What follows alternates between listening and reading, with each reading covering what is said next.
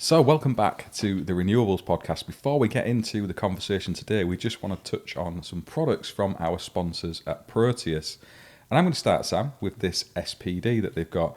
Now, with these, you can mount them straight onto the buzz bar. You don't need to have an overcurrent protected device for them, which is super handy when we're limited for space. And we're trying to combine a smaller renewables board maybe with some EPS circuits. There's a lot of uses for these. They're absolutely fantastic. We've been using them for a good few months now, not that long out on the market.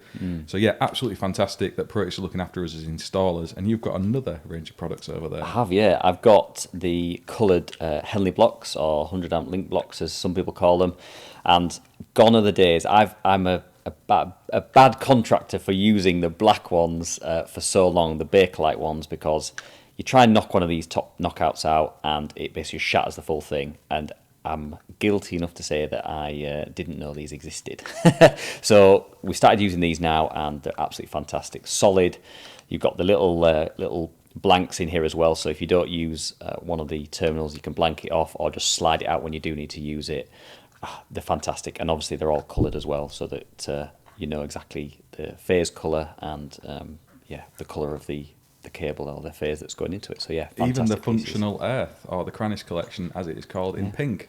And they work with the 3mm Allen keys, which is consistent through the range of the mains tails isolators as well. So they've got us at heart, I think, as installers. You're not messing around with different screws and heads. Another fantastic range of equipment to tie in with the bi-directional RCBOs, which is obviously the leading product Proteus have got at the minute. And they've had that for a long time, which is really helping us again as renewables installers. And that's one of the reasons that we're so happy to be working with Proteus on this show. But without any further ado, let's get back to the chat. I mean, keeping that relationship with the resident is key as well, so obviously, exactly as you say, you can utilise that to monitor the system. So obviously, if the resident did have a false activation or an activation, you checking in is going to give them peace of mind as well, just saying, everything okay, because we saw there was an issue, or somebody taking a head down because, the paint in the ceiling. It's kind of giving them that kind of, that kind of reassurance that there is somebody out there actually looking at this for me. Is that monitoring accessible to the consumer as well? Say they're away on holiday or whatever, can they dial in and see that? Essentially, they have what we call like a resident app. Right. Essentially, so they can basically see what's going on within the property. Okay. So they'd be able to see, the alarms are still okay and things like that. To be fair, it's more linked towards the environmental sensor side, which is we haven't spoken about, but that's kind of monitoring temperature and humidity and things like that. But yeah, there is kind of an app that they can use, or you can just set up a notification so that essentially it'll send them a text message if there is an issue at the property. Yeah. Do you want to just go into a little bit on the temperature sensor, humidity sensor side of it? Because I think as we start to move people from, gas combis to air source heat pumps, and even infrared heaters and all these other new and upcoming heating systems, I think knowing how the property is actually doing in terms of if there is high humidity in an area that's maybe getting a bit of mold, or if there's really cold spots within a property, what is it? Because you guys have some little sensors that can report all of that information. Is that right? That's right, yeah. So we've got two sensors. One monitors temperature and humidity. We usually use those in kitchens and bathrooms. And then you've got another which does temperature, humidity and carbon dioxide. And essentially, by having those sensors, you're kind of able to gauge how healthy the home is. So if you've got a property that has very little kind of maybe extraction, fans, MVHR units or anything like that, and you've got very stale air, essentially the sensors are going to be able to pick that up and tell you, potentially where your issue points are, and obviously, how you can kind of give advice on the app on how you can help deal with it. But humidity is a real kind of issue within the home at the minute.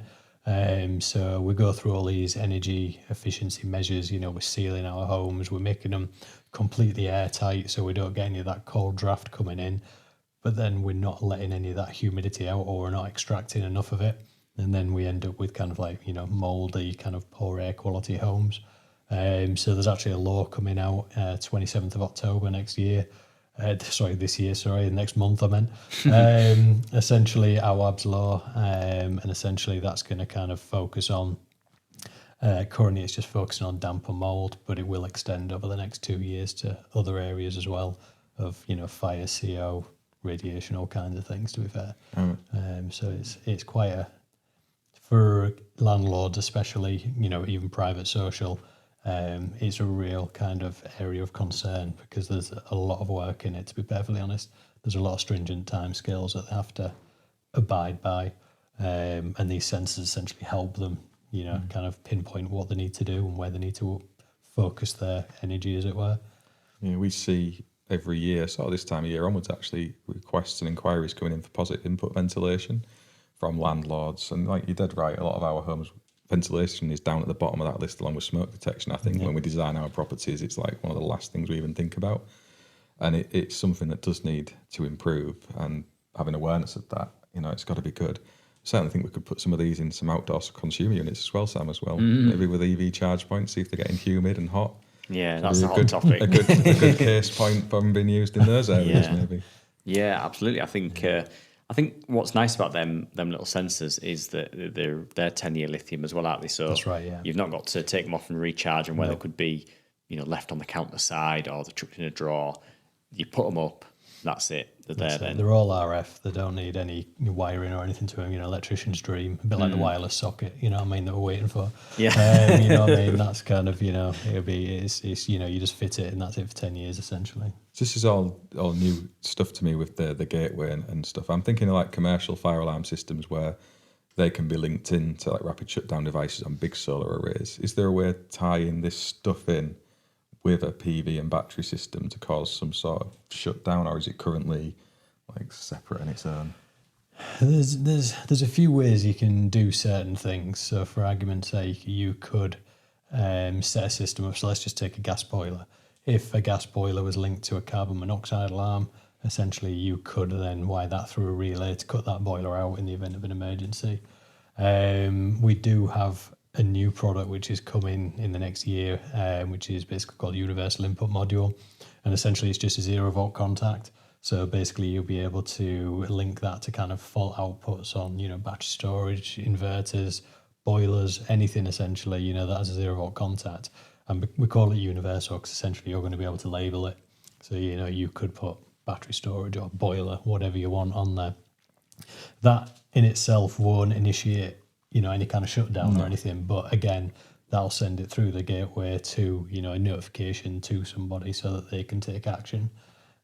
So one that we do see quite a bit of is when a carbon monoxide alarm is linked to the gateway, it'll set a notification up to go to maybe an on-call gas engineer, send them a text message, they'll ring the resident and say, right, you need to turn your boiler off, open all your windows, open all your doors, vent, we'll be down in the next hour or whatever kind of thing. So yeah, again, the opportunity is quite large for like solar and battery integrators, if you like, now, because we're trying to integrate these things into a lot of different areas. And I think the whole rapid shutdown side of things that we've been talking about is like, for us as a company, is our next step. Really, I want to really try that.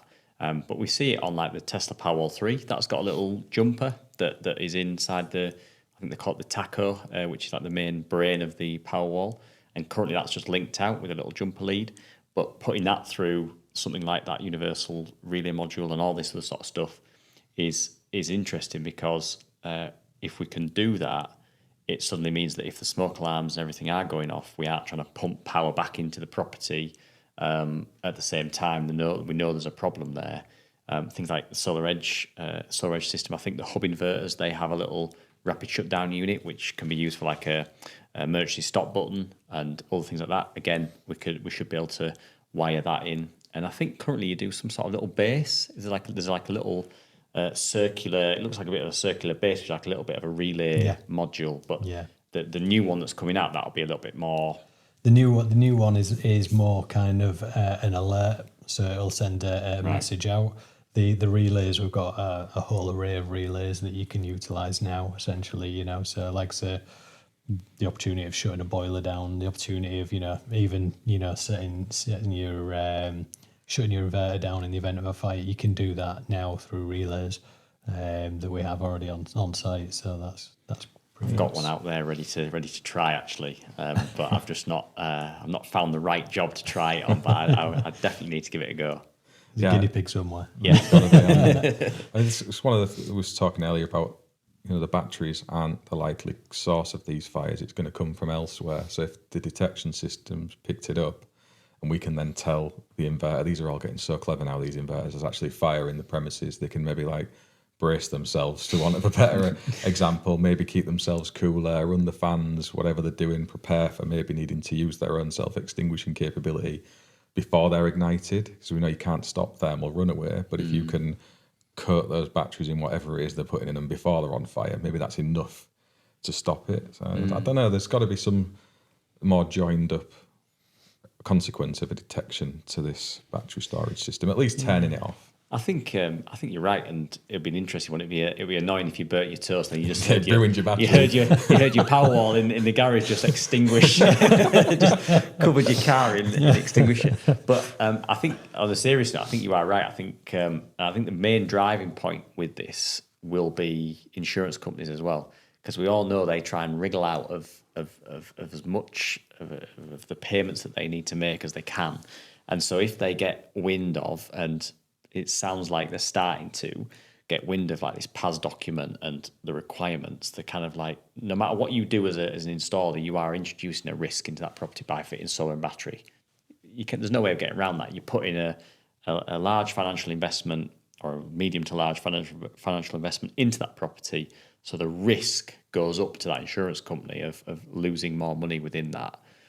And so that insurance company are going to be like, well, how do we as a company protect our increased risk?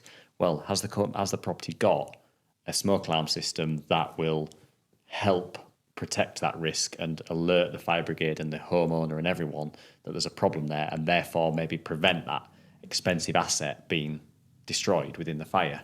And so for me, if they get wind that there's some strong technical guidance that should be done within the property, then suddenly they can kind of hold that bit of paper up and go, no, it's not regulation in terms of it's not in BS 7671 or all this other sort of stuff, but this is what's been released by all these people that are involved in the industry. Why have you, Mr. Featherstone, not put a proper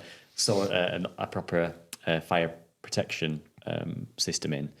And for me, I think the insurance companies are really going to drive that because it protects their interest.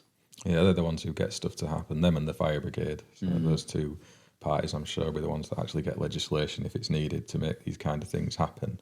So there's probably pressure points coming on the horizon. You just said about the new laws around ventilation and it expanding further and further. We're seeing that kind of shift in the private rented sector and in social housing with smoke detection and all the rest of it. I'm sure it will come to homeowner occupied if we can't value our own safety enough to do it anyway. Maybe it's lack of awareness more than that. Maybe too simplistic to say it like that. But yeah, I think definitely that is something that needs ironing out just to make our homes safer. I mean, it seems daft that we have this conversation when someone's spending 20 grand on a battery storage system and solar PV that they might scrimp at that level. But sometimes they're the decisions people make, as mad as it sounds.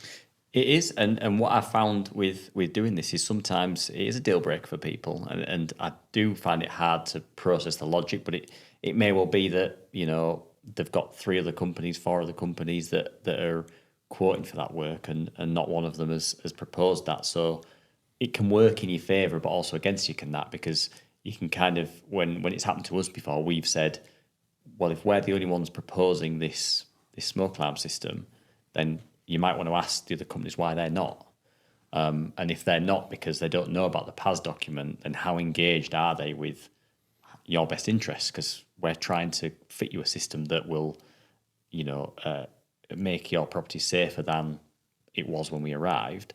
So maybe just ask them if they know about the PAS document. And if they don't, for me, being biased, so take that into account, but for me being biased, I would argue that they're maybe not the best company to go with because they're not fully aware of what technical guidance is out there. So there's a way of trying to put that across, and I maybe wouldn't put it across as forcefully as that, but it's a conversation that when you get them thinking about why that, why is Oval or Panasonic or whoever been the only companies that have proposed that, then there must be something else going on here, and it maybe ask that question to the other companies, and it maybe maybe shows up maybe a lack of knowledge of what's actually out there from a technical point of view. So yeah, it works in your favour sometimes, but also sometimes they just go, well, you're obviously trying to rip us off. You're trying to earn more money out of it, and like I say, for us, it's a red line for us now. If they don't have a proper smoke alarm system in, for my own peace of mind, we don't get involved. So I think it's a lack of knowledge in the installer base rather than trying to be a bit sketchy on quality. I would say with a smoke alarm thing, like we're just not aware of these things. There's a accredited training we can go and do for like fire alarm installation and testing. I can't remember the numbers of the courses, but you can go and do them. But outside of that, and it maybe doesn't really relate to domestic grade smoke detection, there's not a great deal of training and education out there for us to start looking at this and be confident in what we are saying to consumers. You've obviously been and had some great training. I have no idea where you did it, but you've had that, so you've got that competency now. But it's rare. I don't know of a lot of stuff that's out there for us. So I don't know if you want to speak about that. Well, Mark, should you mention? So I've been on the AICO training, which, forget about the training for a minute, right? That was such a good, it was like 2 days because we kind of travelled there beforehand. And I've never seen more electricians be so happy that they weren't paying for their dinner. So there was maybe there was 2 tables of us, so there's maybe like 40 people there, and there was 40 fillet steaks ordered. So it was incredible, but it was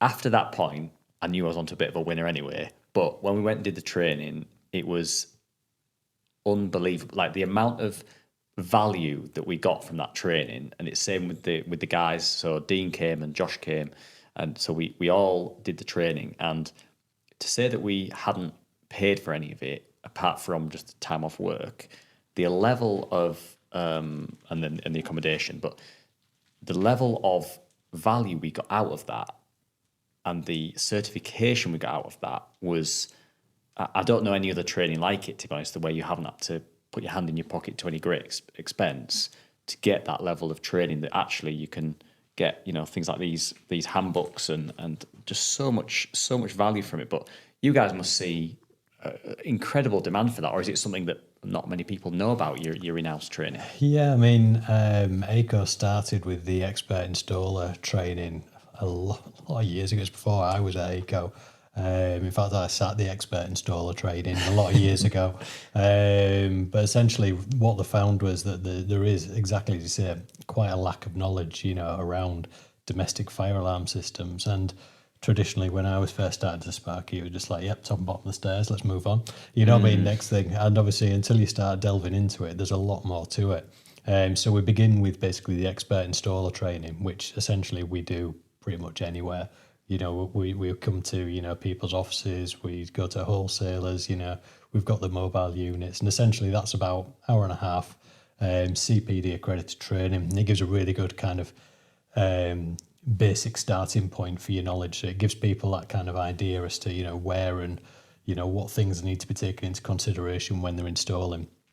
Once they've actually done that, they can then do what we call our City and Guilds assured qualification. So I think it's AA2426, I believe it is. And essentially that is where we do it at our offices. And that's obviously what Sam's referring to there. And essentially, you come down to the office, you spend a day at the office, you'll go into far more depth than we have time to go into on the expert installer. So you'll talk about legislation, you'll do practical kind of assessments. So you'll do, proper layouts where they'll give you a house and you've got to design a system for that house. You'll get some demonstrations. So they've got like a little test fire cabinet and it gets to, kind of show you what's going on. But then it all culminates with like an exam at the end of the day. And then once you've completed that, essentially you get a City and Guild assured qualification. And exactly as you said, a fillet steak doesn't necessarily come with it, but the training is free essentially, and you get City and Guild assured qualification that you can take away and keep for yourselves. So it's been really, really worthwhile. And even as we speak now, we're booking 6-7 months in front because it's been that popular. But yeah, it was kind of surprising. It still is quite shocking when you speak to people and to get their knowledge on what they think's right and where they think they should be installing. There's definitely improvements to be made. And as I always say to people, I said the most successful alarm system is one that you're going to fit in. It's only ever going to go off in an emergency. So teaching people where to actually sight the alarms, not right next to the kitchen door, so when they burn the toast it goes off, all this kind of thing.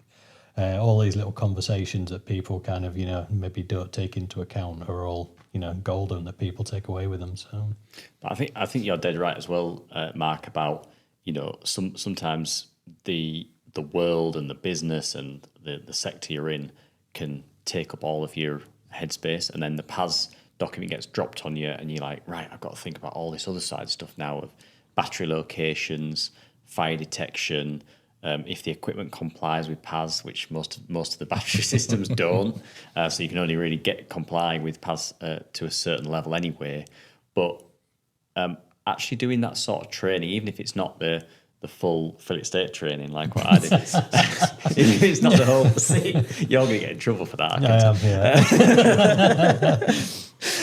Even if it's not that level of training, if it's not the City and Guilds one, but if it's the expert training, which is a couple of hours at your office, or we did it here before we did that, the expert, the City and Guilds one, just having that little increase for you and the staff, because we got the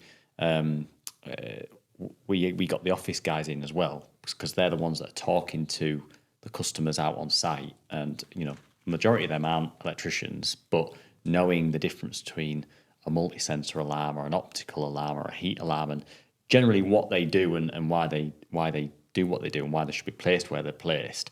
I'm not saying they've remembered all of it, but it's adding to their knowledge. I think is really powerful. So even if you don't go for the full training down at the office, just having it where you are and taking an afternoon out to do it, I think is a really powerful thing. And like you were saying, Mark, I think if we can increase that training for the electrician, and like what you said, Gareth, about the electrician's kind of the only one that's going to be the one that recommends a system, getting those two things right, I think, unlocks a lot of revenue for an electrician, whether or not you're in renewables or not, but also increases the safety of that property massively, because you don't want smoke alarms until you need them. It's kind of it's one of them situations. But one of the big things I took away from that training was the array of different alarms there was, and I didn't realise. You kind of think, I remember the old ionisation alarms that had like this like nuclear style thing on the back, and I think we're putting this in people's houses. But then we moved to like optical and the heat alarms. Do you want to give us a bit of an overview of kind of the different alarms that AICO do and other companies maybe do? Yeah. I mean, obviously there's a variety of alarms, and essentially we started off with the single sensor alarms. So you've got a smoke alarm, you've got a heat alarm, and a carbon monoxide alarm. Essentially, we'd have recommended a smoke alarm for your hallway, your living room, a heat alarm in your kitchen, a carbon monoxide alarm anywhere where there's kind of a fuel burning appliance. But what we were finding is obviously you'd get quite a few complaints from residents for the fact that they've got to have, for argument's sake, in a kitchen diner, you might have had 3 alarms on the ceiling. And, a lot of people are like, well, that doesn't look very nice, you know what I mean, on my brand new plastered ceiling.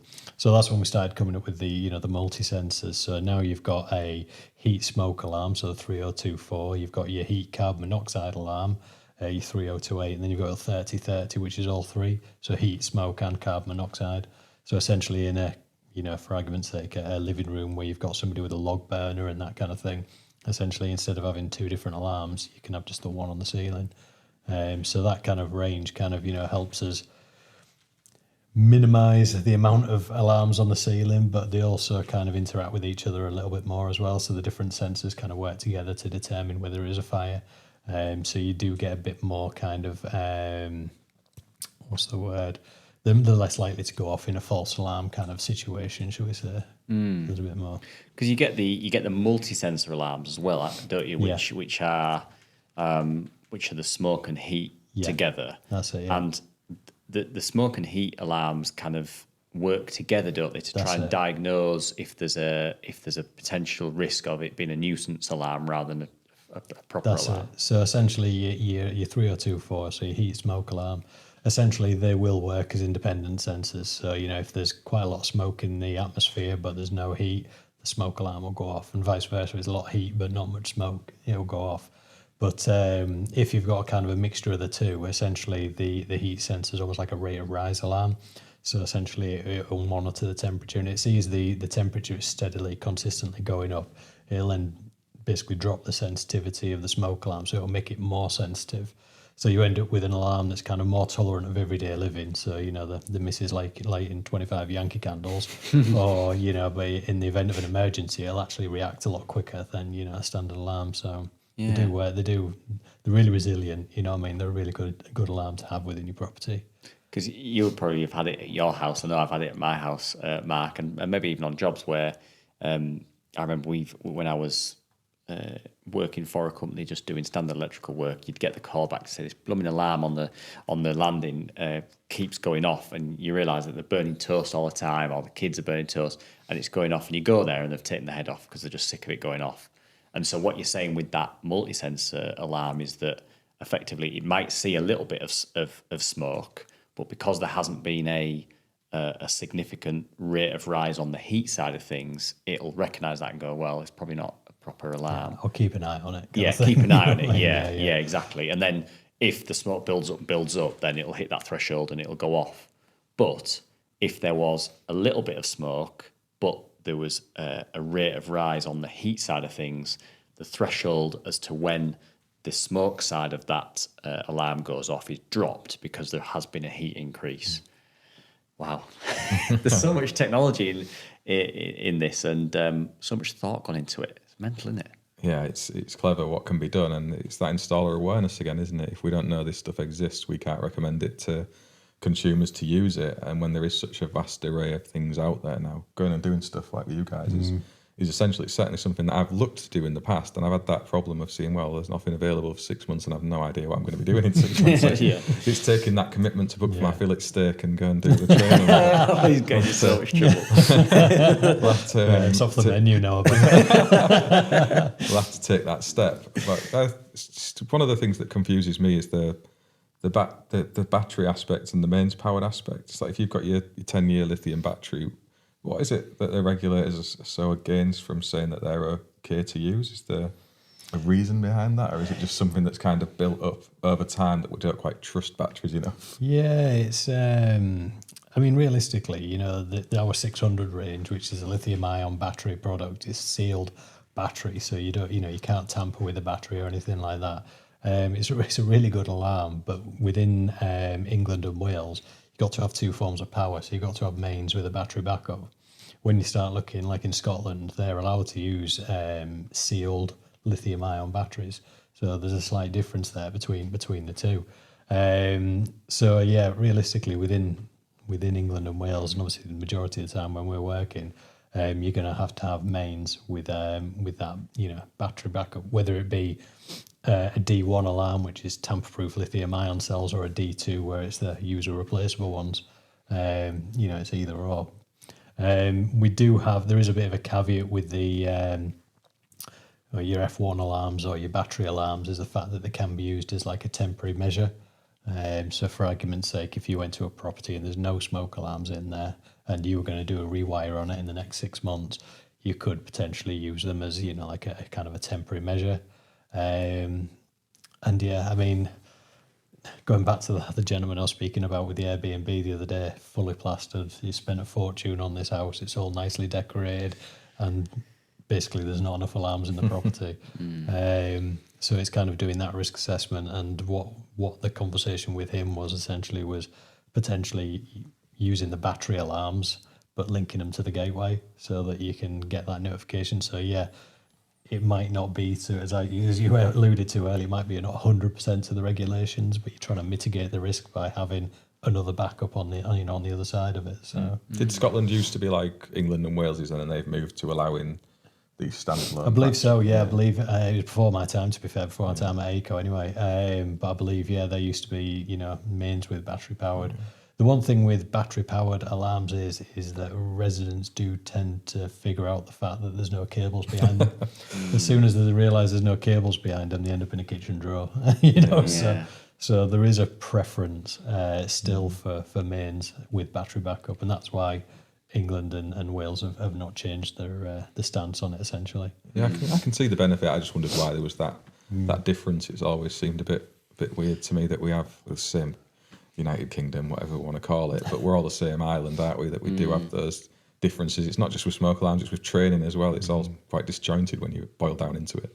It is, and I think you obviously get other products out there. Like the amount of times I've gone into homes and they've got a full Nest alarm system and all of that, and you're like, right, I know they do two types. I know one type is mains wired, and then you chat to them and go, oh no, these are all battery, and you're like, right, now I have to have a difficult conversation if they want it to be, bang up to the, to the PAS document and to that grade LD2 standard.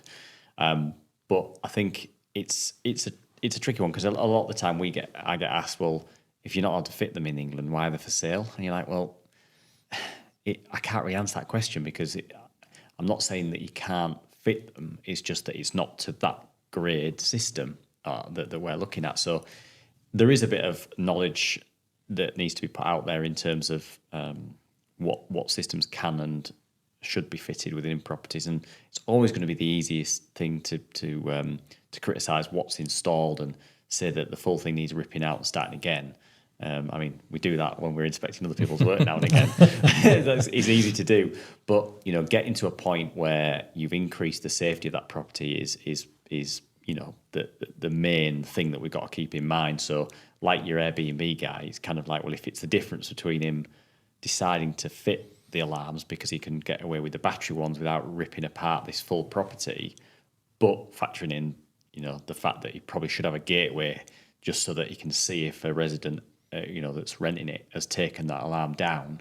That's probably like a bit of a happy middle ground. And then before it's redecorated again, emphasise that these probably need to be replaced for the mains wired ones. And that's probably a good middle ground, but it's still not to the required grade. So it is a real tricky one to get right, but I think hopefully we've enlightened a few people with regards the smoke alarms systems out there. Was there anything else that you wanted to ask the expert whilst we've got him here? I was just going to say, do you get that nice pack you've got over there for free with your fillet steak, or is that an optional extra you have to buy? Oh man, I feel guilty now. So yeah, we I don't know if we were supposed to pay for these as well, Matt. No, they come as part of the trade. Yeah, no, but these are really good little books, and you always get those little odd scenarios in a property where you're not too sure exactly what alarm. So I know you've been already eyeing up my installer handbook, haven't you? I want one of those. So I'll have to keep an eye on that. But was there anything else you wanted to mention to everybody watching and listening? Yeah, I mean, like I say, the training's open to all. We do this day in and day out. I think last year we trained somewhere in the region of 14,000 electricians. It's a big thing for us. We do tons of training. So feel free, go onto our website. You can reach out to your local relationship manager. It'll give you their name and their ugly mug like mine. You know what I mean? You can just give them a ring and book in for some training. Absolutely, free of charge. So, make the most of it. Yeah, I can't speak highly enough about that training, and it set us on the journey that we've been on with the whole PAS document and trying to fully inform ourselves with it. It's definitely changed how we approach all this stuff. So, thanks very much for coming to train us here and to come and speak to us on the podcast. Yeah, thank you. I really enjoyed that, Graham. It's been a good overview of what smoke detection should look like, not just in renewables homes, but any home. If you've enjoyed this conversation, as always, don't forget to get involved in the comments below. Give us a thumbs up and let us know what you think of this particular episode. We'll drop links in the description as well over to the AICO website where you can go off and see about their installer training and the range of products that they have. Otherwise, thank you all very much for watching. Thank you again to Graham for coming in, and we'll see you on the next one. Gareth, even. Thanks for having me. Began with a G. Leave that in. Yeah, I will.